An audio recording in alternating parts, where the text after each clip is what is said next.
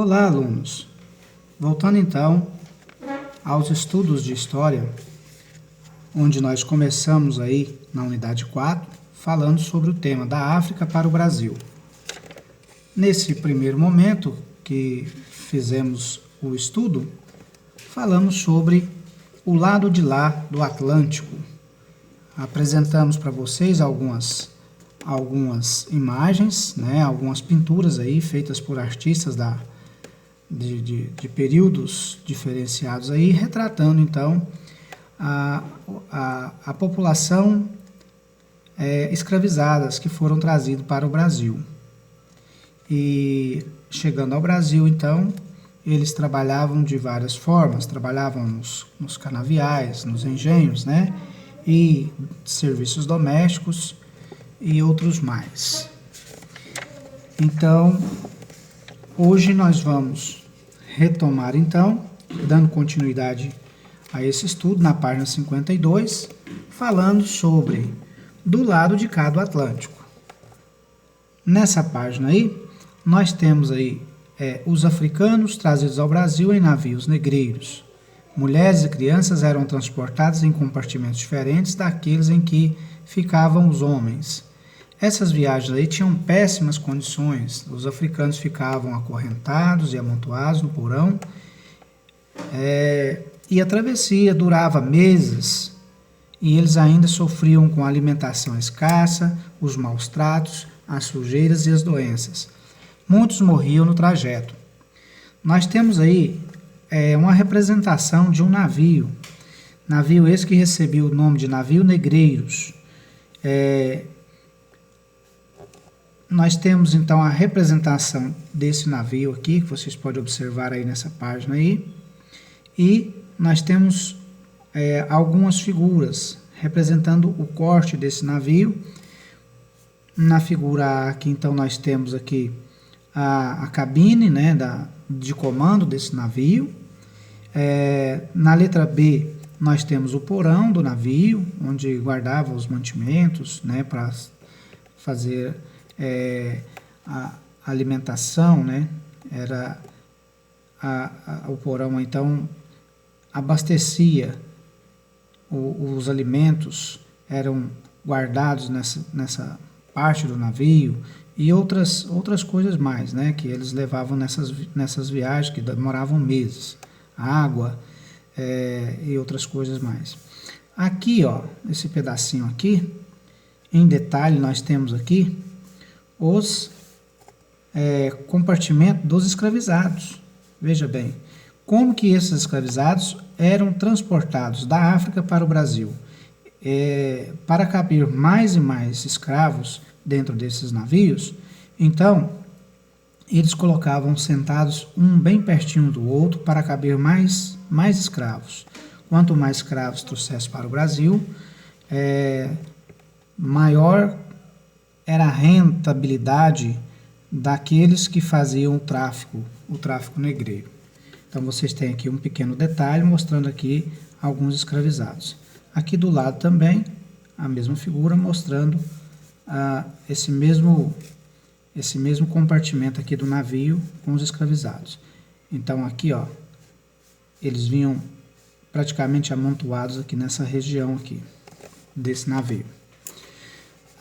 Então, o mercado de escravizados. Os africanos, então, escravizados, sobreviviam, né, a essa viagem, eram encaminhados ao chamado mercado de escravos, onde aguardavam para ser vendidos. No século XIX, esse local do Rio de Janeiro era conhecido como Mercado do Valongo. Ficou conhecido, então, aqui no Brasil, onde se vendiam esses escravos, porque na verdade essas pessoas que eram escravizadas, trazidos da África, eles eram vendidos. Havia um comércio de seres humanos, né? Podemos dizer assim, um comércio de seres humanos escravizados. Veja a descrição. Nós temos a descrição aqui na página 52. Essa é uma descrição feita pelo alemão que esteve na cidade em 1832. Depois de pagar por cabeças determinada tarifa, que produz uma renda valiosa para o governo, estes escravos são expostos à venda como mercadoria em uma rua apropriada chamada valongo, onde se examina durante a escolha cada parte do corpo e observa rigorosamente se os escravos não estejam atacados de moléstias de pele ou males incuráveis.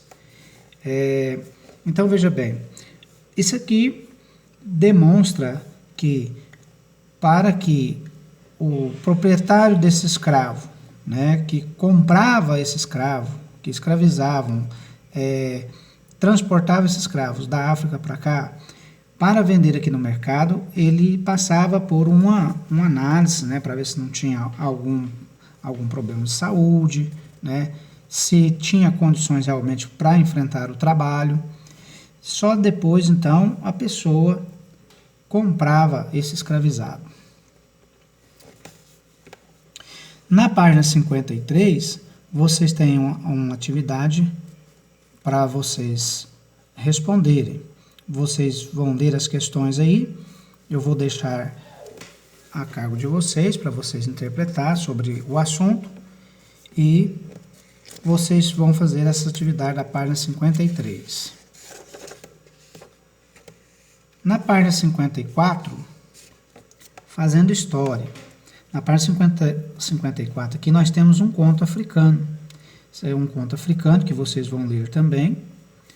É um conto de história de animação. E vocês vão fazer a leitura dele e responder as atividades também na página 55. Faça a análise do texto, analise também das imagens que tem aí para ser respondida na página 55. Na página 56, vamos voltar a falar também sobre o açúcar, né? Nós já falamos sobre a cana-de-açúcar no início da colonização, e aqui nós vamos retomar esse assunto falando sobre a riqueza do açúcar no Brasil. Então nós temos aí uma pergunta para vocês responderem. Na sua opinião, quem plantava, colhia e moía a cana-de-açúcar, depois encaixotava e carregava açúcar até os navios do Brasil do século XVI? Quem é que fazia esse trabalho, né? Então, no século XV, Portugal já havia conquistado a costa ocidental da África e de lá trouxera a experiência com os engenhos de açúcar e a mão de obra escravizada. Os primeiros engenhos de açúcar surgiram no Brasil a partir de 1532, quando os portugueses deram início oficialmente à colonização e ocupação do território. Nesse ano foi fundada a vila de São Vicente, o primeiro núcleo de população estável na colônia portuguesa. Até 1548 foram implantados 6 engenhos nessa comunidade. Só para vocês terem uma ideia aí, que a região de São Vicente, né, fica aí próximo à tão conhecida grande metrópole paulista, né, que é São Paulo. Então, nós temos aqui essa imagem aqui para vocês estarem analisando, né? Brasil, centros produtores de açúcar no século XVI e XVII. Aqui mostrando aqui os produtores de açúcar nessa região. Produção de açúcar e trabalho escravo. No século XVI, o tráfico de africanos para o Brasil aconteceu ao mesmo tempo em que os donatários instalavam os primeiros engenhos na colônia. Portanto, a produção de açúcar e o trabalho escravo permaneceram ligados durante muito tempo. No final do século XVI, o açúcar já era considerada a principal riqueza produzida no Brasil colonial. A palavra donatário tem o significado dela aqui, né, explicando o que era donatário: pessoa de confiança do rei que recebia uma doação de uma capitania hereditária. Os escravizados não eram tratados todos da mesma forma e podiam realizar tarefas distintas.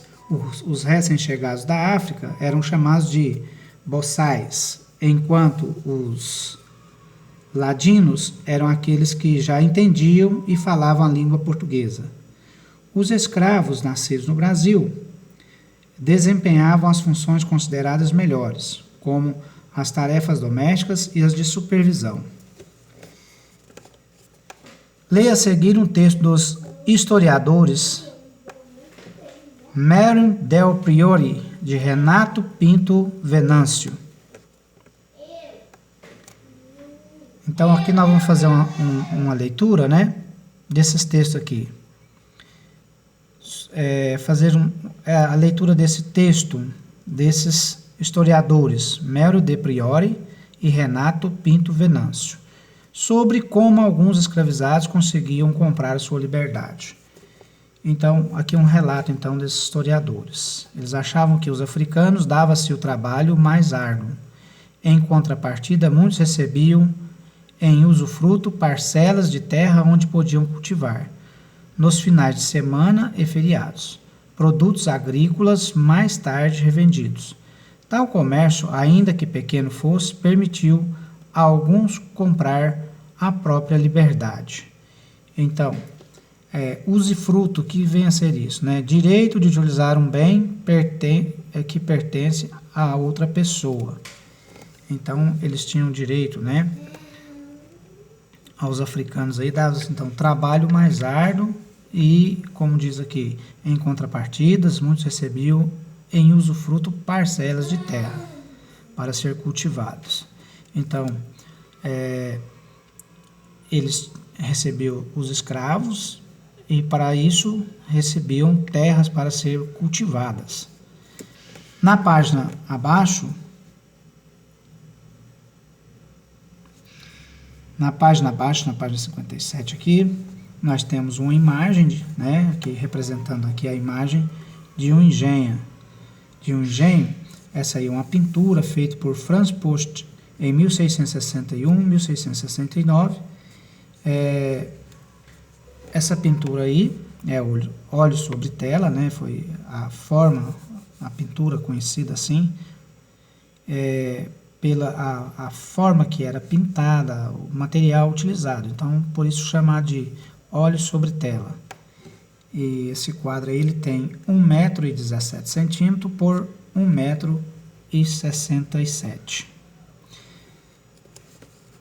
Mas quem lucrava com açúcar?